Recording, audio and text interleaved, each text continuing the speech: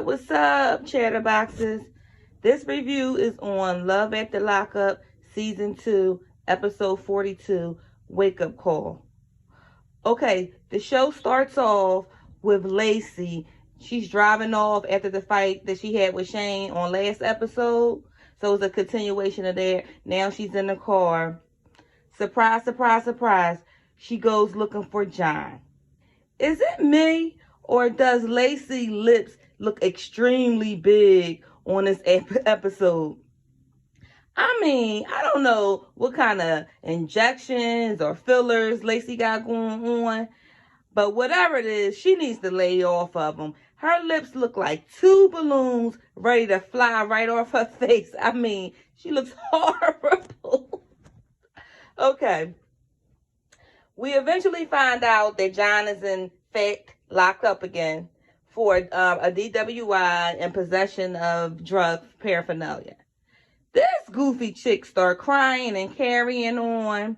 See, you know what? Lacey is the type of chick that I do not like. She will be the one to get her man either beat up or killed. She plays too many tricks. First of all, we met her with her dating two inmates at the same time in jail. Them not knowing about one another. She was engaged to John, who she in turn left for Shane, but then she brought those two together and she was starting her mess, being messy, where it would have almost led Shane and John to get into a physical altercation when they both just got out of jail. Good thing Shane had the smarts about him that he knew that he was not trying to go back to jail. So that's how the situation didn't escalate as big as, any more than what it already was. So she ended up marrying Shane just only to start seeking out John again. And you guys remember when her and Shane got married, John did say she'll be back. He was like, I'll give them, I think he said 3 months or something like that, whatever the number was. He did say that. And he know her. He knows her. Because they've been together since high school on and off. So he knows what type of chick she is. And guess who was running back looking for him, claiming she was worried about him because when he goes MIA, he's up to no good. But that's no longer your concern. You told this man that you did not want to be bothered with him. So therefore, you have nothing to do with the coming and goings of what's going on in his life. Get a grip. You a married woman. Start acting like one. So at this point, Lacey knows that John is locked up. So I guess she's just going to go back to her husband and try, to manipulate him into whatever she wants him to think. And hopefully they live happily ever after. So, moving forward, we also see Shane and his friend in this episode. And I'm sorry, his friend did have some good advice that he was giving him. But I could not get past the fact that his teeth look like he's been biting down on quarters and nickels all of his life. They were gross, rotten. He just need to get them pulled out and get some falsies or just go bare, because what he has in his mouth at this particular point, they look horrible. And Shane isn't no better because the producers, they messy as crap. You see how they kept on zooming in on his fingers? Look like he been picking rocks all day or all week. I don't know what was going on with his fingertips. They were all like bloody looking or whatever like that. And we all know he ain't working. He don't have no job. He wouldn't even help the movers when they moved into the new house. So I don't know what that was about. So the friend told him that, basically he have to be a little bit more patient with Lacey and give her the benefit of the doubt. He says that John and Lacey do have history, and she did love him deeply at one time. So it may not be that easy to sever the connection just because you're in the picture. But give her the benefit of the doubt that she's not abusing your trust. You know what I mean? That she's still doing what she should be doing as a wife, but just being a good friend to him. So Shane said that he do want to continue on with the marriage. He loves her. He want to try to make it work. So if that's how Shane feeling, everything will pan out in the end. If she's meant for him, it'll be. If not, I'm pretty sure they'll separate. So we also see Cheryl. She's driving in her car. She's on the phone with Josh. Apparently they reconnected after him being persistent, trying to get her back. Her family thinks that she's going to move with her mother and father, but she has other plans. She ended up telling her sister, who the sister don't play. She give it to a real uncut, and she just don't like him. She know he's a piece of crap. She worked in the penitentiary system as a prison guard, so she already know how these guys operate. So she see him coming a mile away. But Cheryl's so stupid.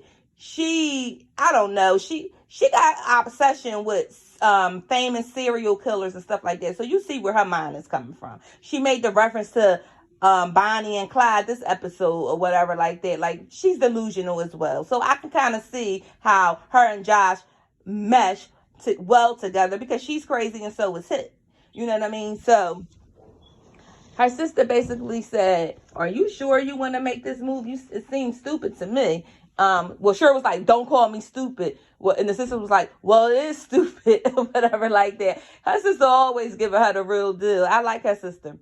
So Cheryl basically said, he still lives with his mother. Now she set herself up for failure, because when she was on the phone with Josh, she said to Josh, "Well, ask your mother, is it okay for me to come stay with you guys until we get a place?" She was like, "I don't want to come up to Colorado and stay in a hotel like last time." But we all know his mother can't stand Cheryl. She can't stand Cheryl.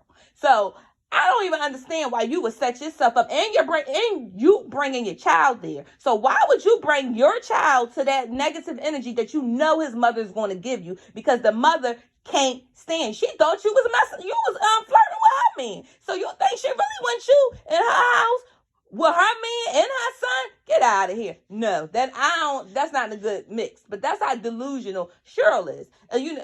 Goes to show. So anyway, she also said that Josh still hasn't found work, and he's still living with the mom. So my thing is, you saying that you gonna go up there and y'all gonna find a place. So sure, you're gonna be paying for everything. So how can you let him pursue you and he didn't even come correct the second time around? He's still doing the same nonsense. I don't understand what the draw is at this particular point. But that's your business. That's your business. If you like it, I love it.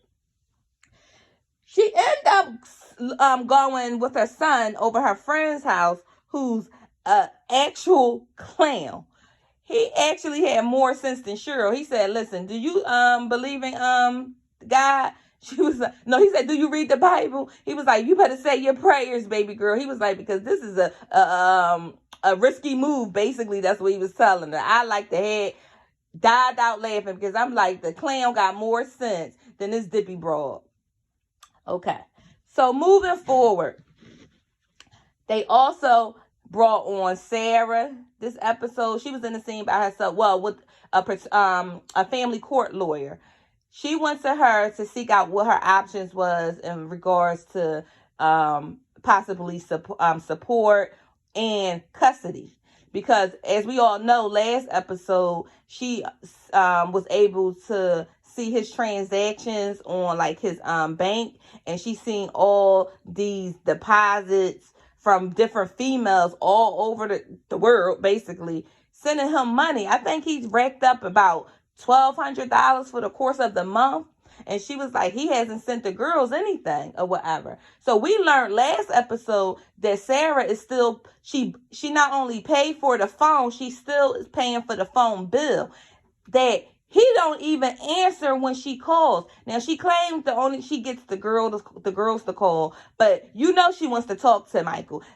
Like, I do believe that Sarah is a good mother. I do believe that she has her children best interest in mind, but I also believe she used those children as pawns to try to manipulate Michael, aka 12 head, because she'll she tried to make it seem like, oh well, he's not a great father, he's not doing this, he's not doing that, this and the other. He might very well be those things, and I believe he's just a piece of crap. But my thing is, if that's the case, cut him off. If he wants to see those children, let him go through the court system to see those children.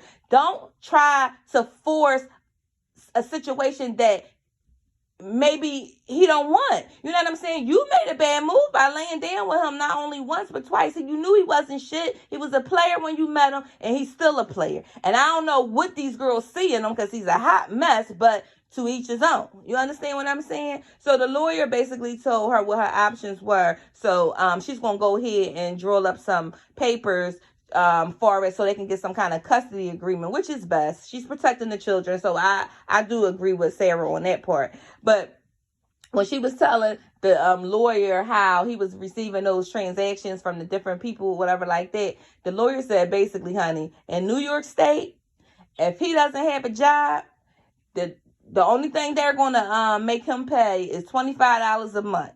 She was like, now if he got a job that we can verify, then we could get whatever we can get from him. But until then, honey, it don't matter what. Basically, it don't matter what he getting from them chicks. You ain't getting nothing but 25 ones, okay? So I was like, oh my gosh. I said, this is crazy. So we also see Michael, aka 12 Head, and Megan this episode. But it was a little twist to that. They brought on his friend that Megan made out with.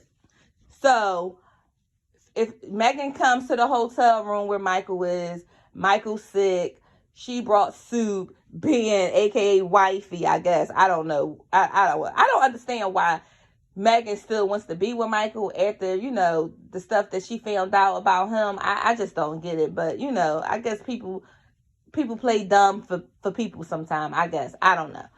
So her and Michael, talked for a little while, whatever like that. He tried to eat the soup, but I guess he wasn't feeling it, or just filling up to it. So he laid back down. So she actually did sneak the phone, but he has a lock on it, so she was fiddling around trying to get the password. But he must got cheater sense or something. You know how like Spider-Man got Spidey sense? 12 he got cheater sense, because he jumped up so quick like, Megan. She like, huh? He like, Megan. She like, huh?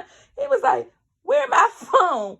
She was like, oh, I was just trying to make a call or something like that. He was like, don't be trying to be sneaky. What was you trying to go on my phone? Well, no. So then she started asking him, well, I just want to know if you seeing other people. So he do what typical cheaters do, deflect.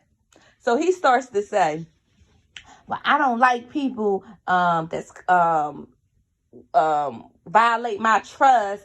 He was like, I can't stand a girl that's clingy and all up in my business. It feel like I got a chain around my neck. Well, Michael, if you wasn't such a dog, I don't think that she would have been grabbing your phone trying to find out what was going on. Mind you, when you guys hooked up, you were acting like she was your fiance, and all along you had a wife that you married while you were still in prison. So don't act like she just being crazy. You gave her a reason to think like this. So stop with the nonsense, okay? You know what I mean? So they going back and forth or whatever like that or whatever. Next thing you know, the doorbell rings. We don't know then, but eventually the story comes back to them, and we find out that it's Michael's friend. You remember the friend that she made out with? Yeah, it was him. So she like, why you what's this about? Why he's here? This and the other. You told him to come when I was here, blase, blase, this and the other. So they said their little words or whatever like that. So the friend, I forgot his name, so that's why I'm keep referencing him as the friend. But you guys know who I'm talking about, the ones that watch the show. And if you don't watch the show, you got to check it out. This is like one of the ratchetest, best shows on TV. It comes on WeTV. Go check it out. So Michael and his friend end up going outside to talk about, the situation, because Michael must have still hasn't gotten past the fact that Megan told him that the two of them kissed. I mean, this is typical men. They can dish it out. We already know he's dealing with multiple women. Michael, 12 head. Multiple women. You can't handle the fact that Megan kissed one guy. I mean, maybe it was wrong because it was your friend, but it was one guy out of multiple women, a whole marriage, a whole baby that you had on her with your wife, and you sitting up there, causing ruckus over one kiss. Come on now, typical men. That's what I just can't. So they end up going outside talking, the two of the guys. I mean, Michael and his friend. So Michael basically was like, listen, I need you to hear me. I don't need you to talk, because if you start talking, then this might go somewhere it don't need to go, whatever like that. So basically, the nuts and the meat and potatoes of the story is Michael wanted to know, did he sleep with Megan? So the friend basically said, listen, you don't know how to recognize a good woman. She's a good woman, and yeah, me and her slept together. So he like, you trying to be like her knight in shining armor type time, you on that type time or whatever like that. And he was like, no, but I know how to recognize a good woman. He was like, so she crying on your shoulder, and you like, is this all this old crap or whatever. So words was exchanged with those two, and I like the friend. He like, I like her. You know what I mean? He knows you're not shit. He was like, listen, I know me and you've been friends basically for 10 years or whatever like that, but she's a good girl. I like her. You know what I mean? You don't know how to treat her, so why you worrying about it so much? That's basically what I got from the conversation or whatever. So Michael tries, to do what typical stupid men like him do. Now he want to resort to violence. So he ended up pushing the guy, his friend or whatever like that. So we don't know what happened until next episode, because they kind of like cut it off from there. So I'm assuming they probably going to have some physical altercation or whatever like that. So just with the whole Michael and Megan situation, if she knew, this is my take on it. If Megan knew that it was more than just a kiss, and she already knew that he couldn't handle the kiss, why would she even try to revisit that relationship with Michael, knowing once he found out the real deal that they actually had sex, that he wouldn't be bothered with her anyway?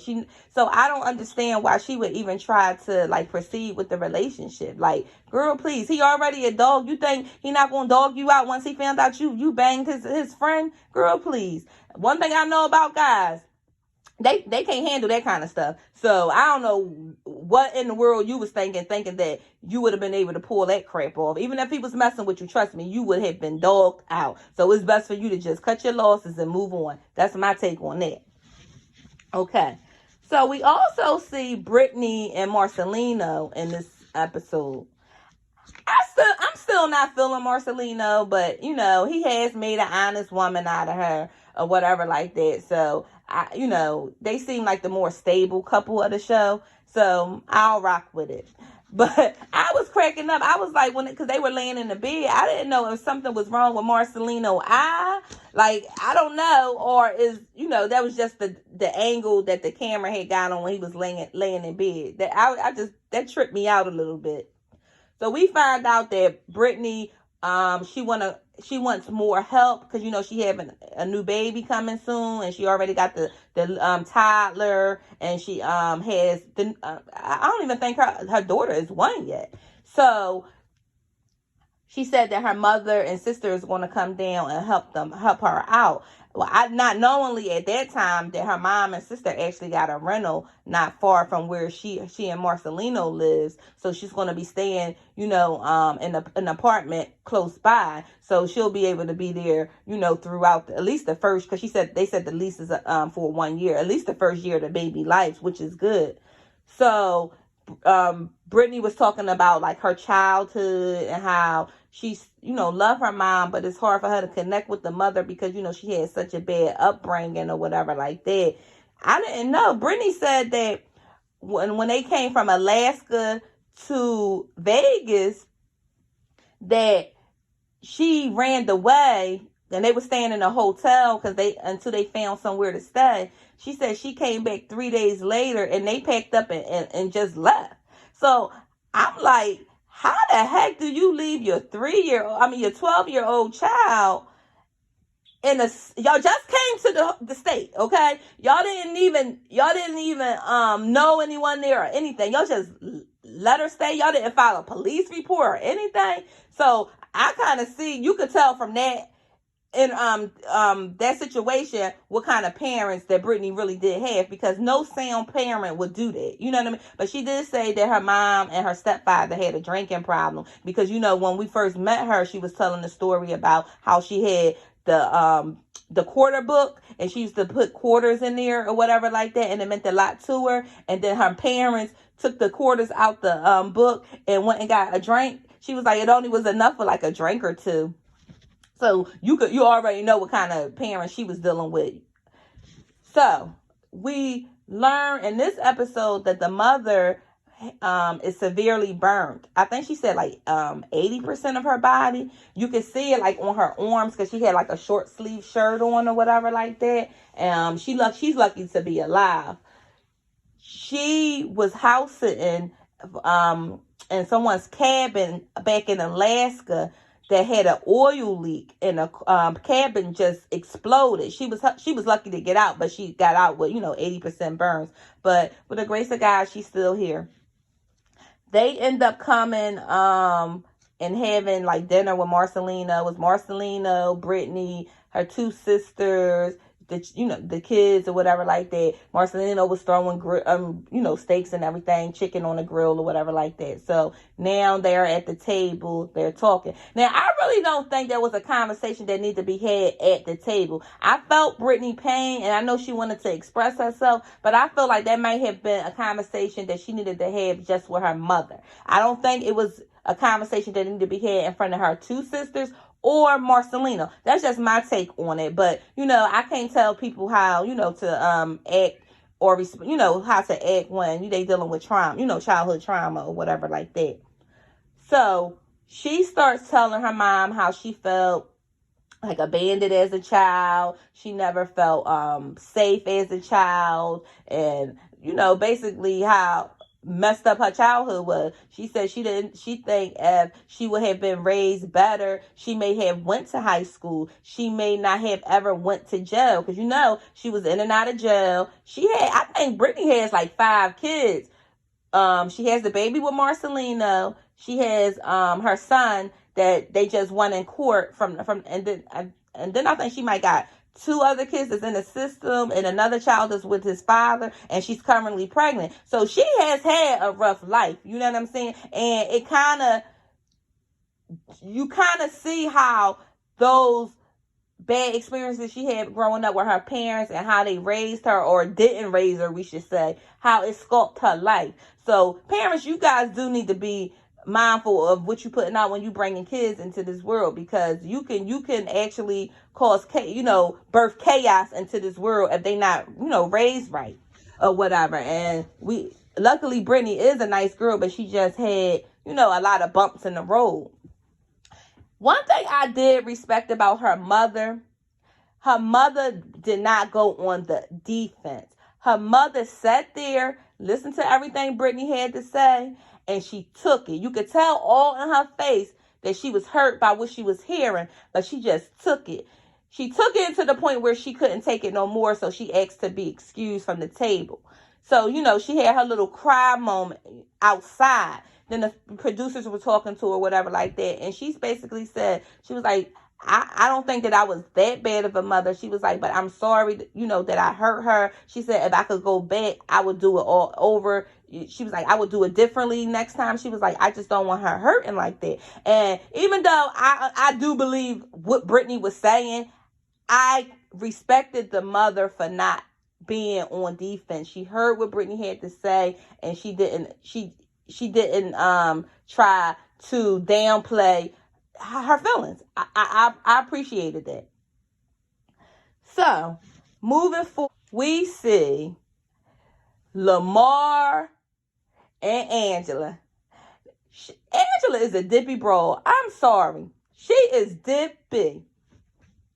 They comes back to the house because, last episode, Angela and the kids went to go meet Lamar at the airport or whatever like that. They had the signs up, welcome home, Lamar, and all that stuff or whatever.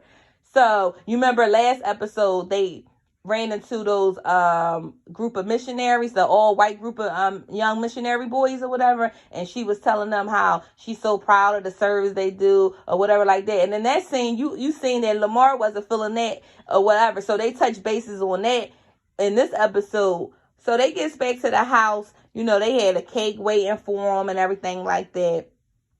So Lamar and Angela end up, Andrea, I'm sorry, I'm saying Angela, Andrea, I'm sorry. They end up getting into like a little argument or whatever because she wants him to move back to Utah.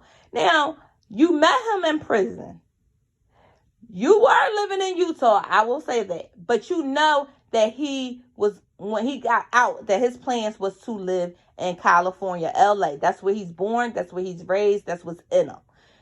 I don't understand how you thought you was going to pull a Crip from LA and bring that Crip to Utah and think that was going to be a smooth transition. Lamar told Andrea, he was like, listen, what's the benefits of being out here? He was like, because all I see is only 1% black people probably out here and 99% white folks. He said when we seen them people in the airport, that was a group of white boys. I ain't see no black people. So she was like, I don't care. I don't give a F about color when it comes to the safety of my children. I don't care. I don't care. Well, Andrea, I'm sorry. You didn't know this man prior to you meeting him. You met him in a maximum security prison. If you were really worrying about the safety of your children, you would have not been dating a prisoner. Point blank, period. So save me with the bull crap. Miss me with the bull crap. You're full of crap. The kids have more sense than Andrea. Lamar got a little sense, but Andrea is a nitwit, okay? So we see Nyla saying, basically coming out with Andrea and Lamar was there, like, cause they was on like the balcony or something like that. She basically said to them, like, come on in the house or whatever like that. She was like, we haven't seen you, Lamar, in a while. We just want to enjoy this night. Stop the arguing, blah, blah, blah. Now, I think Nyla's only about 14. Nyla has some sense, and so do Tennyson or whatever like that. So Lamar's in the house with Tennyson, and Andrea is out on the patio, the patio with Andrea. So she overhears Tennyson and Lamar just, talking about, why Lamar is hesitant to come to Utah. So she was like, so she's saying to Nyla, you hear them? He's in there talking to Tennyson about what's going on. So she barged in there, start yelling at Lamar. They going back and forth. So she ended up leaving out, walking off or whatever like that. So she said in her confessional that she don't know how they could be so high to be at this low point that they are now.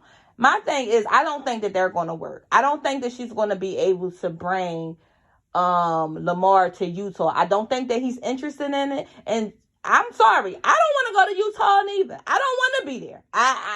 So I'm feeling Lamar on it. I think they might, if they can't come to a compromise, maybe go somewhere in between where it's still safer, but it's not LA and it's not Utah, then maybe they can work things out. But if she thinks she bring that Crip to Utah, she's...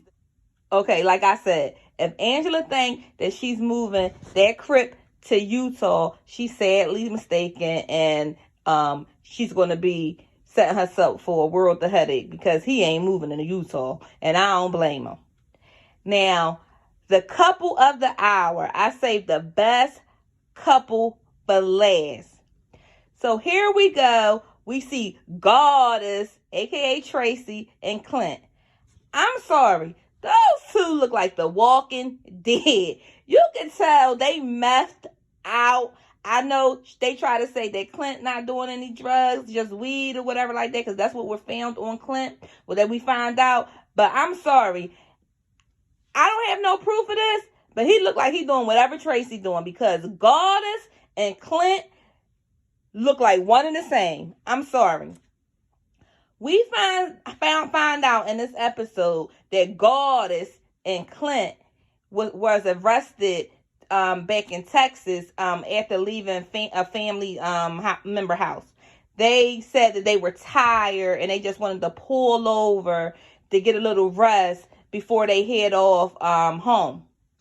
So they said as they were sleeping that a police officer come tapping at the window, and pulls Clint out the car. So they lock Clint up and they lock Goddess up. Clint said that he had weed and like a weed pipe on him, and then they found meth on Goddess. So we see Traci, aka Goddess, talking to the producer, but she's in like a lockup. She has some kind of, it looked like, you ever get your teeth get x-rays at the dentist and they put that cape on you, to protect you from the radiation? It almost looked like one of those numbers, just longer and brown. So she reveals to the producer that she has an eating disorder in there or whatever like that. So I guess she tried to justify the way she looked from the eating disorder, but it's clear that she's just looking like that because she's meth and cracked out or whatever like that. She also shaved like one side of her hair, and then the other side was just going whichever way it wanted to go, looking crazy as all heck. So she's, stated how her and Clint, was having like a rough time even prior to. So this probably was like the better thing to have happened to her, for her to be, in jail at the moment, so she can, figure everything out in her head. She said Clint doesn't do the drug of choice that she does, but he is kind of like her enabler. He allows her to still continue her bad behavior, which I think she covers a lot for Clint. Because if you look at Clint and you look at Goddess, they look like one and the same. They look like they doing the same kind of drug. Now, I'm not saying that I have proof of it, because I don't. But what I'm saying is, he look like he getting busy as well. So we see Clint, he's talking to, I guess, the producers too. He said he just got out of jail. They let him out or whatever, because I don't think he has like an extensive criminal record like she do, because she's done been locked up multiple times or whatever. He met her while she was in jail. He was waiting for her to come home. So he says that he's going to do everything he has to do to try to get Goddess out of jail once he get back, and he don't know how he's going to break it to his parents that she's back locked up. Now, my thing is, I can see if she was by herself, getting into trouble or whatever like that, and then you had to come back to your parents, and because you didn't want them to say, "I told you so." But you're of no fault of your own on this. You and God has got into trouble together. If you were so much of this upstanding fellow gentleman that your parents think that you are, you wouldn't be riding around with Goddess while she's getting while she's on doing drugs or whatever that she does. I'm pretty sure you know what was going on. Quiet as it kept, I think that when the cops found them, they probably was actually doing drugs or high off the drug of choice. Y'all wasn't just tired from the long drive. You guys were high. That's what was going on. You guys were high. Okay, so you didn't see too much of them. We just got like a brief introduction into what was going on with them. So I know it's going to get probably crazy from episodes to come with those two, because they always give you good TV. They always give good TV. So I'm curious to see how this storyline is going to pan out between the two of them. Okay, that's my review for Love at the Lockup. If you like this video, like, comment, and subscribe. Okay, holla at your girl. Bye.